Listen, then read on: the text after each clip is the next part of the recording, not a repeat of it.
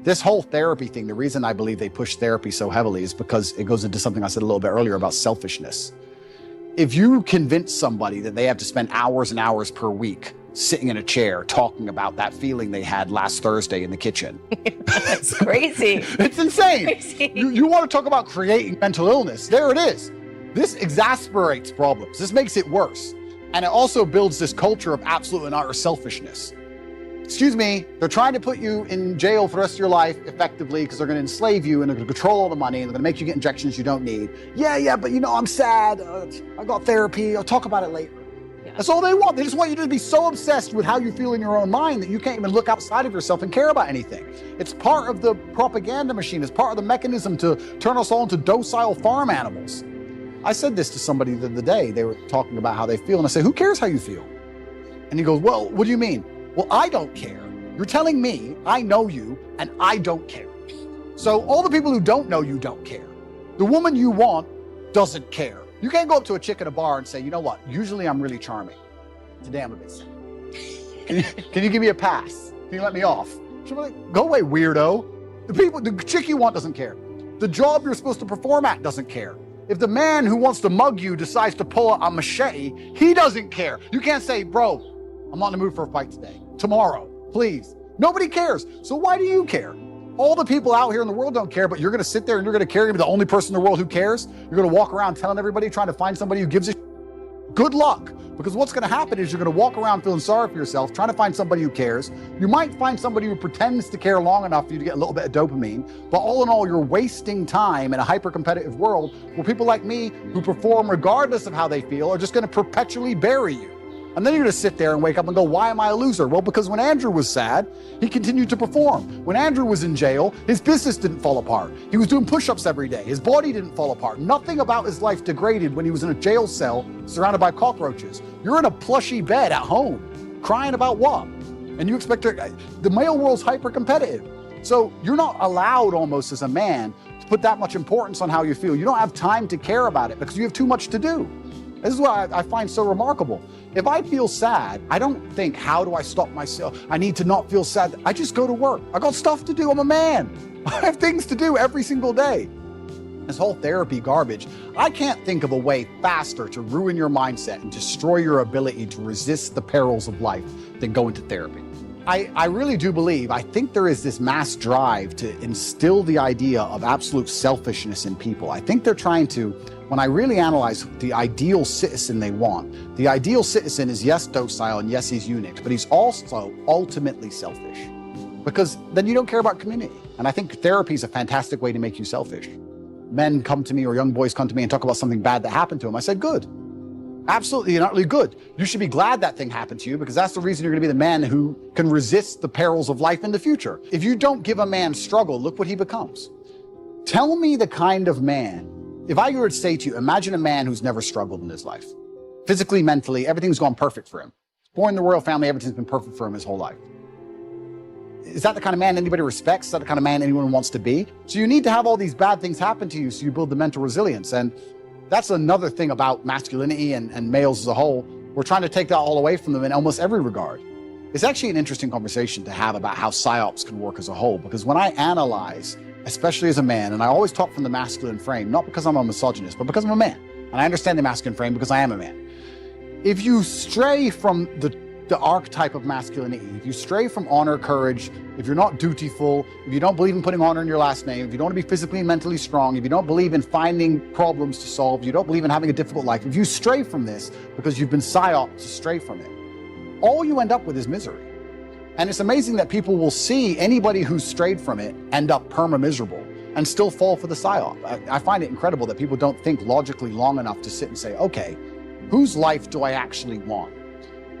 I would never adopt the thinking of somebody whose life I didn't want. I don't know why people even do that.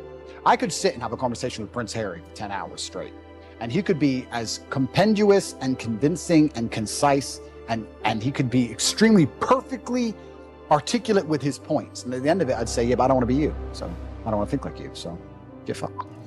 But I wouldn't want to listen to it. So I don't know why people don't even just wake up and go, okay, whose life do I want to live? What kind of person do I want to be? Who do I want to be like? That's the kind of thinking I need to adopt and install in my mind, because we're all being programmed by someone to a degree. And I don't think you can escape programming. You can just choose the programming that you are going to install inside of your mind. I'm not going to sit and say I'm not programmed. My father programmed me, my fight coach programmed me, the friends I have around me program me, my brother programs me, my social circle programs me. We're all programmed to a degree. Another thing people don't understand is that a lot of these attacks and a lot of things they're trying to do with the culture especially, they're trying to inject such innate selfishness inside of people that they don't really care about anything that happens outside of themselves. Because then it's very difficult to give a shit about your community. It's very difficult to have any kind of genuine care about your town or your country or an issue. No, they just want you to be self-absorbed, semi-depressed, because depressed people don't fight that hard, watching porn, living inside of your own mind, convinced that somehow you're oppressed for some reason, on the internet typing tweets. That's what they want you to do. And they're going to try and keep you there. And genuine masculinity, yeah, to a degree it's protective, and to a degree also it has parameters. You can't be a man who doesn't say no. You can't be a man who doesn't have standards for himself and for people around him. I've said this many times before, but I'm going to say it again. I don't think many people understand exactly how competitive the masculine world is. Men are constantly in competition with each other. We always have been. We used to go to war and fight and kill each other. I guess in some places we still do. Maybe that's calmed down a little bit. But in the masculine world of today, everybody is constantly competing for everything. The car that you want, other people want. The woman you want, other people want. The house you want, other people want. You're competing to have all of it. And how do you do that? You do that through status and money and influence and power. It's war. When I say do your best, people sit and go, oh yeah, okay. No, when's the last time you actually did your best? Like, I don't train to run marathons, but I know if I gave my best, I could run a marathon right now, first try. If I gave my best, life depending on it. When's the last time people have genuinely given their best to anything? There are people going through the world and going through life today that don't give their best or 100% effort to anything, ever. Ever. They can't even remember the last time they tried. The best thing you can possibly do as a man is prepare for the endless difficulty that's going to come your way. There's no way out as a man. You're either going to have a very difficult life to become somebody important, or you're going to suffer the difficulty of being invisible. What do you want to do? You want to be invisible and just hide and work in Starbucks and never have a girlfriend who truly loves you and nobody care if you live or die? Or do you want to go out there and be top G and be the most famous man in the world and have government agencies trying to lock you up for no reason, putting you in a dungeon? You have to make a choice. It's going to be difficult either way. And it doesn't matter how much money you have, life is always going to be difficult. It doesn't matter how much you try and shelter your children, how rich you are, what family they're born into. Life is going to be difficult. And if there is no struggle in their life, they're going to find struggle, or something that shouldn't be a struggle will become a struggle for them because their life has been so sheltered, and life is hard. So if you can't avoid the difficulty, you may as well get very good at it. You may as well get good at difficulty. It's not what happens that determines the major part of your future. It's not what happens. What happens to us all. He said the key is what you do about it. It's not what happens, it's what you do about it. And he said if you will start that process of change, do something different the next 90 days than you did the last 90 days, like picking up the books to read. Do something different like the new health disciplines, relationship with your family, whatever it is, doesn't matter how small it is. If you'll start doing different things with the same circumstances, since we cannot change the circumstances, but we can change ourselves. We can change what we do. And then he gave me another secret to success when he said, what you have at the moment, Mr. Rohn, you've attracted by the person you've become. What you have at the moment, you've attracted by the person you've become.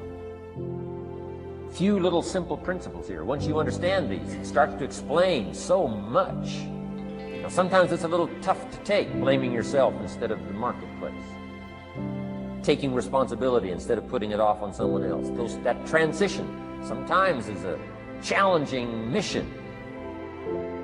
And this one was a little tough for me. He said, Mr. Rohn, you've got pennies in your pocket, you've got nothing in the bank, the creditors are calling, you're behind on your promises. He says, here's how that occurs. You've attracted, up until now, you've attracted the things to you because of the person you've become. Now I said, well, how can I change all that? He said, very simple. If you will change, everything will change for you. You don't have to change what's outside. All you've got to change is what's inside. To have more, you simply have to become more. And then he said, don't wish it was easier. Wish you were better. Don't wish for less problems. Wish for more skills. Start working on yourself, making these personal changes. And he said, it'll all change for you. Shoaff said, here's the secret, Mr. Rohn. Learn to work harder on yourself than you do on your job.